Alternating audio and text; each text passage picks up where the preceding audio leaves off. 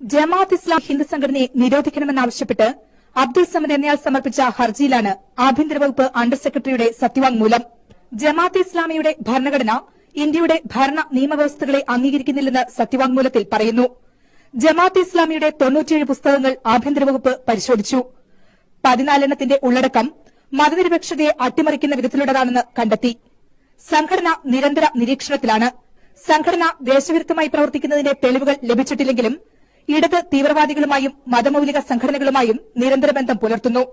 People front of India, DHRM എന്നീ സംഘടനകളുമായി ചേർന്ന് സർക്കാർ വിരുദ്ധ സമരങ്ങൾ സംഘടിപ്പിച്ചു.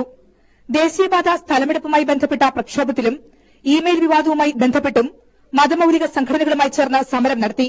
സർക്കാർ സംവിധാനങ്ങളുമായി സഹകരിച്ച് പ്രവർത്തിക്കരുതെന്ന് ജമാഅത്ത് ഇസ്ലാമിയുടെ ഭരണഘടന അനുയായികൾക്ക് നിർദ്ദേശം നൽകുന്നു. ഭരണ നിയമ സംവിധാനങ്ങളിൽ ഏതെങ്കിലും തസ്തികകൾ സ്വീകരിക്കരുതെന്നും അനുയായികൾക്ക് നിർദ്ദേശമുണ്ട്.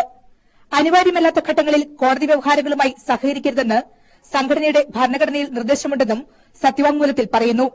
ഈ നിർദ്ദേശങ്ങൾ സംഘടന ഇന്ത്യൻ ജനാധിപത്യ വ്യവസ്ഥയിൽ വിശ്വസിക്കുന്നില്ലെന്ന് വ്യക്തമാക്കുന്നതായും സത്യവാങ്മൂലം പറയുന്നു. India vision, Kochi.